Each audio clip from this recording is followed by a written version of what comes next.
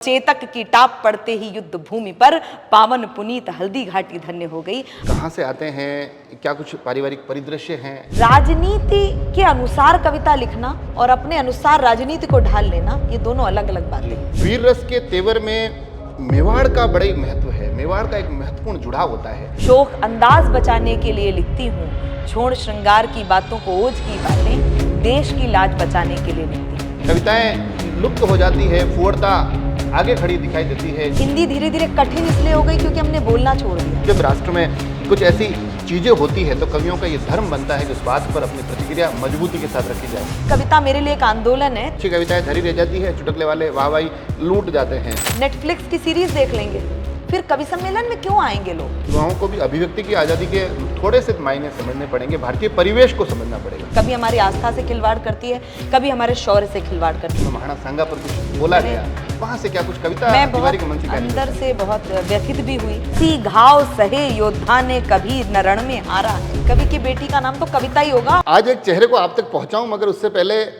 मैं चाहता हूं कि हम आज से ठीक 10-11 साल पहले बीते दौर में जाए, जहां एक वीडियो वायरल होता है और उस वीडियो में एक कवियत्री अपनी कविता में ऐसे शब्दों का इस्तेमाल करती है, इस प्रकार की भाषा का इस्तेमाल करती है कि उसको देखकर हर एक अभिभूत हो जाता है। हे ईश्वर मालिक, हे दाता, और इस तरह से जो कविता चलती है, हम में से हर एक व्यक्ति उस कविता को बार बार सुनता है। और आज मैं उसी चेहरे के साथ बैठा हूँ और कविताओं से इनका जुड़ाव, इससे ज़्यादा मैं क्या कहूँ कि उस कवियत्री का स्वयं का नाम कविता है। तो सबसे पहले कविता तिवारी जी, आपका बहुत बहुत स्वागत राजसमंद एक्सप्रेस पर। राजसमंद आज आए हैं, कवि सम्मेलन है, वो पूरी यात्रा पर बात करेंगे। मगर उससे पहले पहला सवाल, राजसमंद के बारे में क्या कुछ बताया नहीं बताया लोगों ने कि कैसा है, क्या है? मेरे प्रति तो एक तो आकर्षण ये था कि गणगौर का जो उत्सव जैसा राजसमंद में होता है, ऐसा देखने को कम मिलता है। जिस प्रकार से सनातन संस्कृति के प्रति जो भाव है राजसमंद के लोगों का, वो मुझे आकर्षित करता है। भगवान द्वारिकाधीश की जो चर्चा पूरे दिग्दिगंत तक व्याप्त है, उसका आकर्षण लेकर आता है मुझे। और यहाँ की जो सुंदरता है, प्राकृतिक सुंदरता है, माँ अन्नपूर्णा का, हम जहाँ रह रहे हैं वहाँ से मुझे सीधे पहाड़ी पर माँ अन्नपूर्णा जी के दर्शन हो रहे हैं। तो ये एक लिंग जी के दीवाने यहाँ पर रहते हैं। तो मुझे ये सारा जो सनातनी आकर्षण है, इसके कारण मुझे राजसमंद बहुत समय से आने का मन था और ये इच्छा आज पूरी हुई। ये इच्छा पूरी हुई। अब थोड़ा सा आपको जानने के क्रम में चलते हैं। कविता जी कहाँ से आते हैं, क्या कुछ पारिवारिक परिदृश्य हैं? देखिए, मैं मूलतः लखनऊ की हूँ और लखनऊ से ही यातायात करती हूँ, सब जगह जाती हूँ।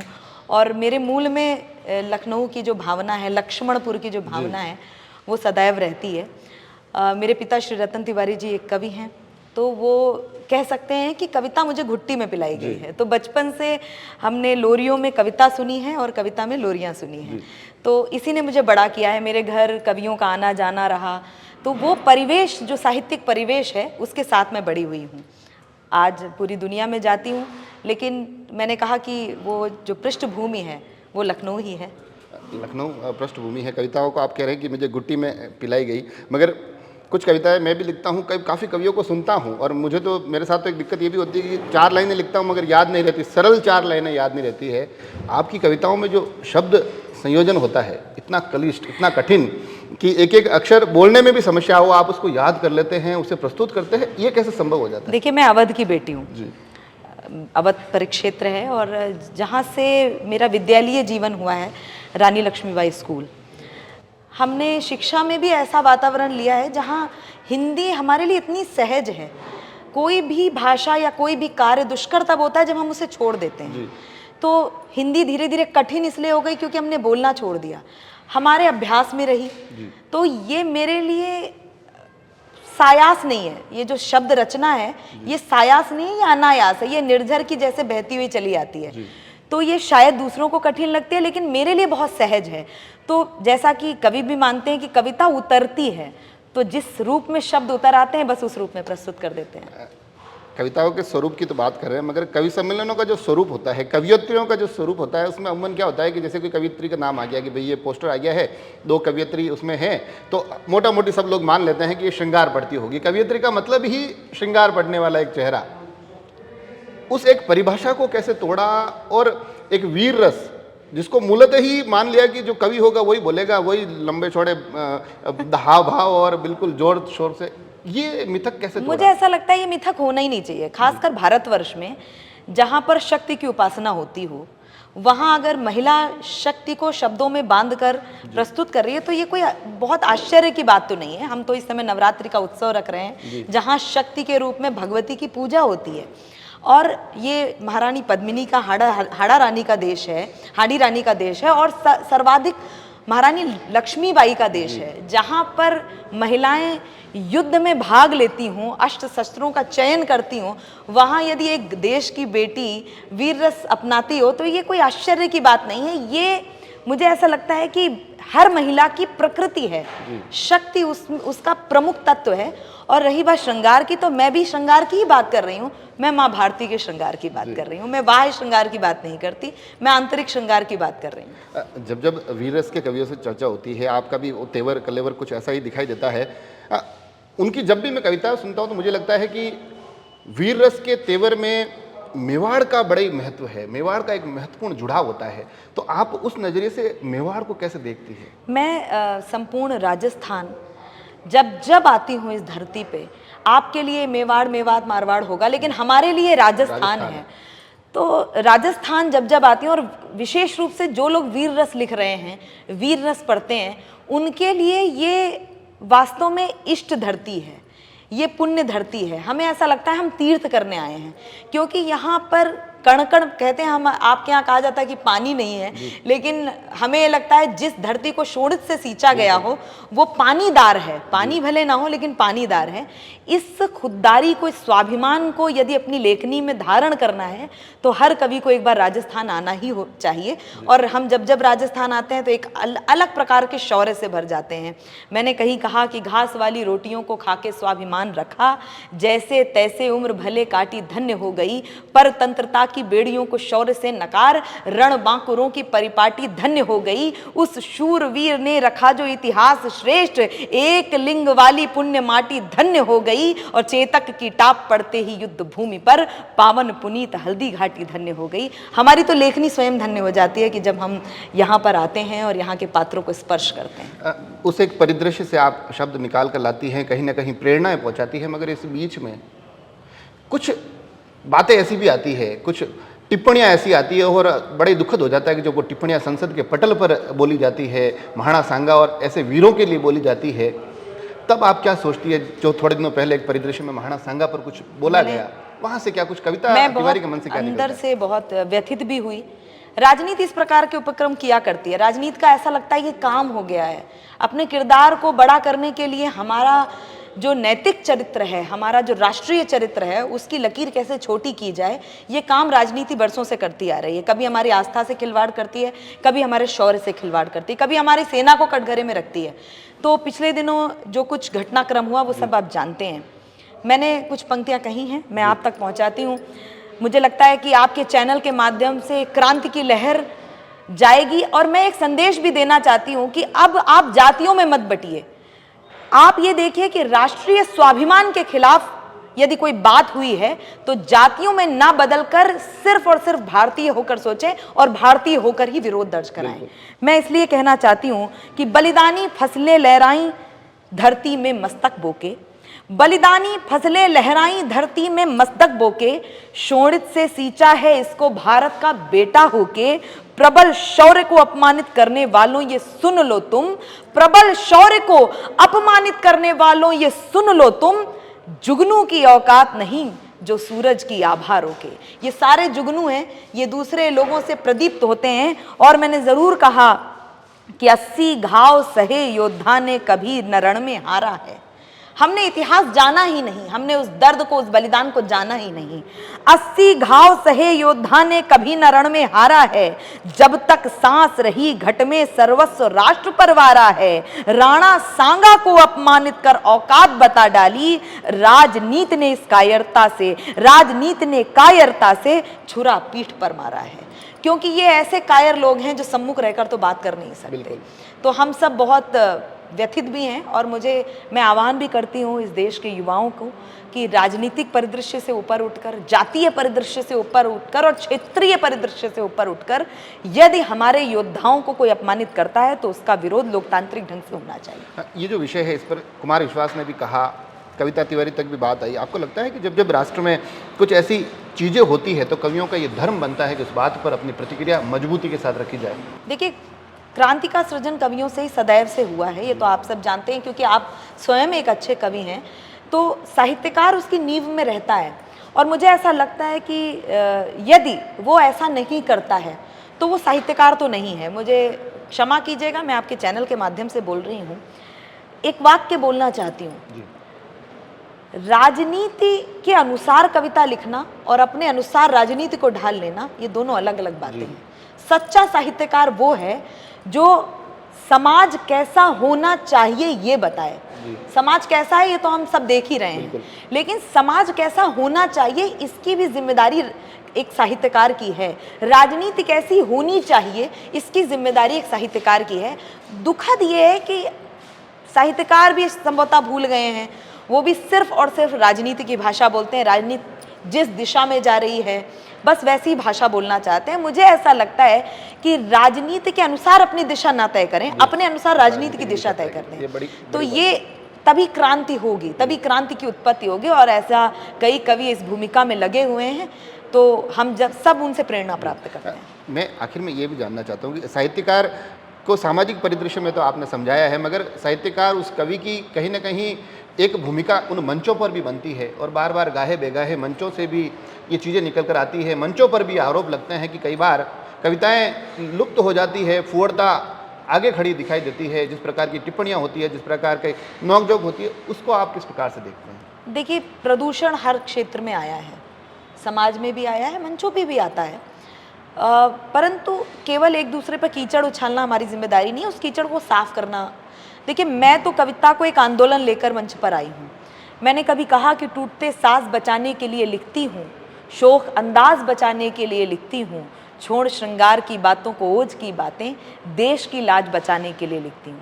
तो ये सबका दायित्व है। हो सकता है विधाएं सबकी अलग अलग हों, लेकिन ये कवि को भी जानना होगा कि जिस मंच पर चढ़ रहे हैं वो सरस्वती का मंदिर है, हम इसकी पूजा करते हैं। और मैं तो इस भावना से चढ़ती हूँ क्योंकि मुझे लगता है कि कवि मेरा परिवार है, ये कवि कुल है। मैं उस कवि कुल के, मेरे लिए मेरी उपलब्धि तो यही है कि मुझे हर कवि, हर संचालक बेटी या बहन कहता है। जो भी लोग इस चैनल के माध्यम से जानते हैं मुझे, या इस चैनल के माध्यम से जान लेंगे, मुझे सर्च करेंगे, तो वो देखेंगे कि हर संचालक मुझे या तो बेटी कहता है या बहन कहता है। तो ये जो दुर्लभ उपाधि मुझे मिली है, ये इसलिए मिली है क्योंकि मैंने भी इसे एक परिवार ही माना है।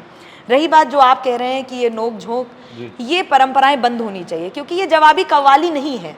इसका स्वरूप निराला का है, इसका स्वरूप पंत का है, इसका स्वरूप दिनकर का है। हम नीरज जी की परंपरा से आते हैं, हम ऐसे लोगों की परंपरा से आ रहे हैं जिन्होंने इस मंच के शुद्धिकरण में अपना जीवन त्यागा है। तो इसका उत्तरदायित्व तो हमारा भी है। अगर यही सब सुनना है तो हम और भी चैनल पे बहुत सारे, अभी एक शो हुआ आपने देखा होगा, इंडियाज गॉट लैटेंट नाम का एक शो हुआ। अगर हमको यही सुनना है तो हम नेटफ्लिक्स की सीरीज देख लेंगे, फिर कवि सम्मेलन में क्यों आएंगे लोग? कवि सम्मेलन में, इस वाचिक परंपरा में यही सिर्फ बचा है कि केवल और केवल एक वाचिक परंपरा ही है जो लोगों को संस्कार दे सकती है और जो बात अपनी स्पष्ट कर सकती है। इतना जज्बा और किसी भी विधा में बचा नहीं है। ये विधा बची रहे, अन्यथा तो बहुत, आप तो जानते हैं, ऐसी बहुत सी विधाएं लुप्त हो गई हैं जिन्होंने अपने स्वरूप को छोड़ दिया है। हमारा मूल स्वरूप इस देश के संस्कारों को आगे आने वाली पीढ़ी तक पहुंचाना था, जिससे हम कहीं ना कहीं पथभ्रष्ट हो गए हैं।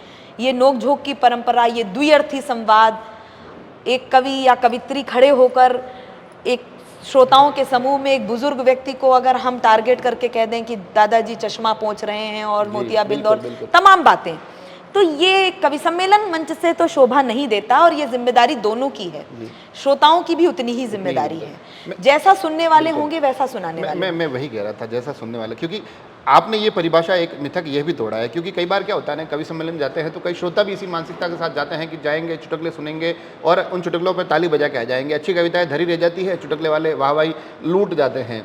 वहीं मंचों पर भी वही परिस्थिति हो जाती है कि कवि फिर कविता कम लिखते हैं, चुटकुले ज़्यादा लिखते हैं, इस प्रकार की टिप्पणियाँ ज़्यादा लिखते हैं। मगर जब से आप आई है, आपने जो शब्दों का संयोजन दिया है उसमें कुछ नाम और भी जुड़ते हैं। अमन अक्षर का नाम जुड़ सकता है, कुछ ऐसे कवि हैं जो अच्छे शब्दों के साथ लिख रहे हैं, कुमार विश्वास उन सभी को आगे भी लेकर आते हैं, उनके साथ देखा जाता है। तो आपको लगता है कि अब फिर से वो दौर है, या श्रोताओं पर विश्वास है अच्छा लिखेंगे तो ज़रूर सुनेंगे, हमें चुटकुलों की तरफ जाने की भी ज़रूरत नहीं? मेरी सदैव से मान्यता है कि मंच पर की जाने वाली कविता कोई चूरन चटनी नहीं है। जी। मंच पर पढ़ने वाली कविता द्वारिकाधीश को लगने वाला 56 भोग है। जी। तो 56 भोग में जितनी पवित्रता होनी चाहिए, इसका ध्यान मंच के बावर्चियों को ध्यान देना पड़ेगा। हम मंच के बावर्ची तो हैं। यदि मैंने कविता को 56 भोग कहा है तो हम मंच के वो बावर्ची हैं जिनको ये पुण्य प्राप्त है कि वो साहित्य देवता के लिए कुछ प्रस्तुत कर रहे हैं। तो ये हमारी भूमिका भी है। और मुझे ऐसा लगता है कि धीरे धीरे वातावरण बदल रहा है। जब मैं मंच पर आई थी तब बहुत सारे वरेण्य कवियों ने भी मुझे कई बार हतोत्साहित करने का भी प्रयास किया कि ये कविता कौन सुनेगा, इतना ये श्रृंगार लिखना चाहिए, और एक कवित्री श्रृंगार लिखती है तभी स्वीकार्य होता, और यदि वीर रस है तो पाकिस्तान को गाली देने, नेताओं को गाली देना, ये एक सामान्य प्रक्रिया बताई गई मुझे। लेकिन मुझे ऐसा लगा कि चूंकि ये विरासत में मिली हुई परंपरा है तो इसका सम्मान मुझे करना आता था।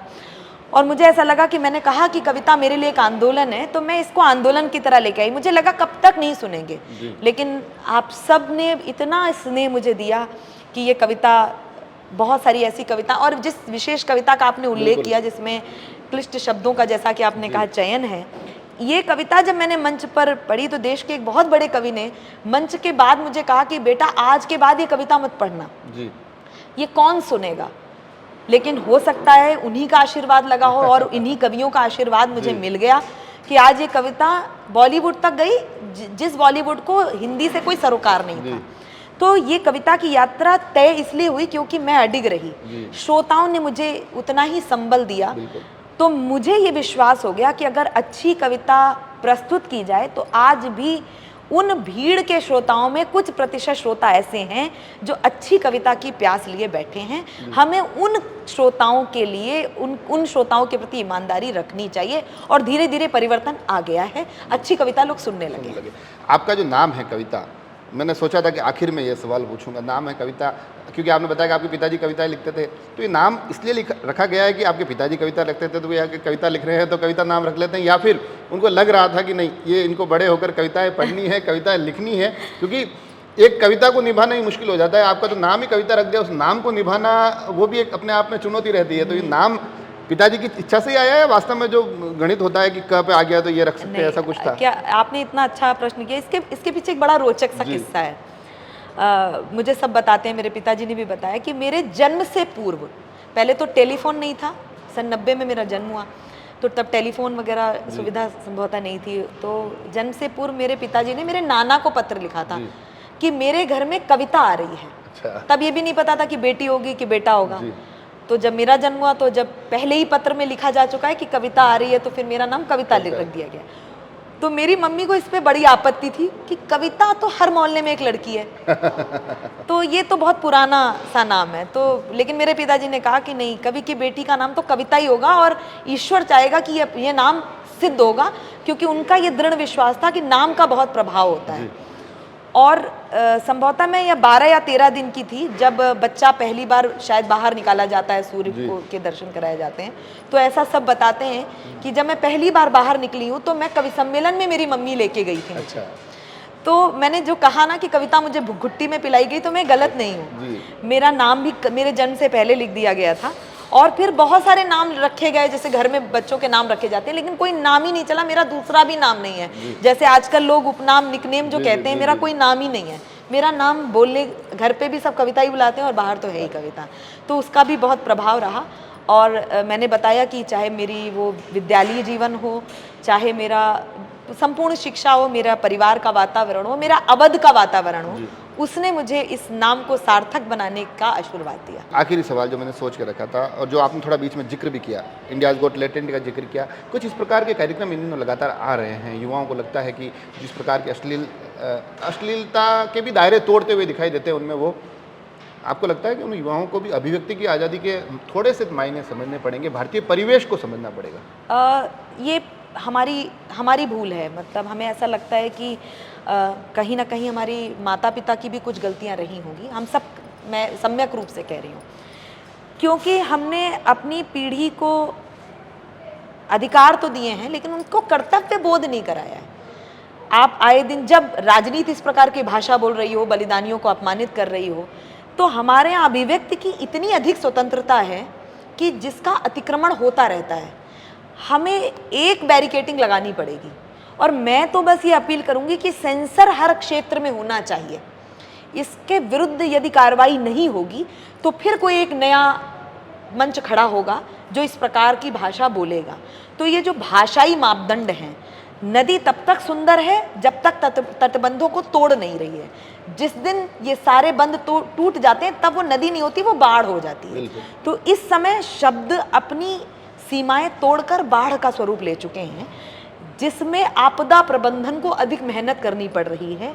मैं सरकारों से भी निवेदन करूंगी कि इस प्रकार की सेंसर कमेटी होनी चाहिए, केवल फिल्मों को नहीं, ये तमाम जो अभिव्यक्ति के मंच हैं उनको सेंसर करना पड़ेगा। और मैं इसमें कवि सम्मेलन को भी शामिल कर रही हूँ।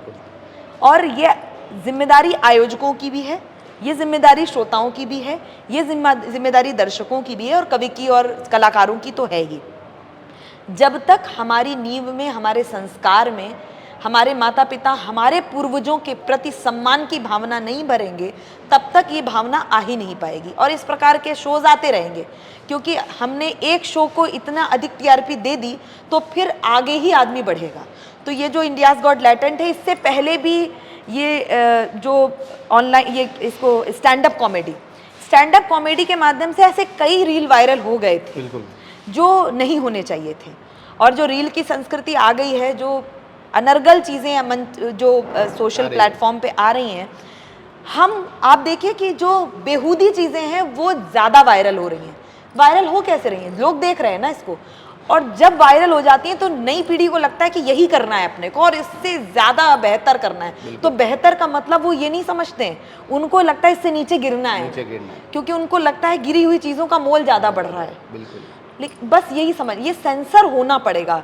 तो सोशल मीडिया की ताकत बहुत ज़्यादा है, लेकिन मैं आपके माध्यम से सरकारों से भी निवेदन करूंगी कि इस सोशल मीडिया पर भी एक सेंसरशिप होनी चाहिए कि हम तक वो चीज़ें छनकर पहुँचें और उन्हें भी एहसास हो कि हमें क्या भारत बनाना है, क्योंकि ये राष्ट्र कहाँ जा रहा है और कहाँ ले जाना चाहिए, उन पूर्वजों के स्वप्नों को साकार करने की जिम्मेदारी हमारे ऊपर है।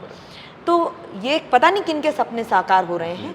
तो इसलिए मुझे ऐसा लगता है एक सेंसरशिप, चाहे वो कवि सम्मेलन का मंच हो, चाहे वो फिल्मों की दुनिया हो और चाहे अन्य कला के क्षेत्रों की, एक सेंसरशिप होनी चाहिए।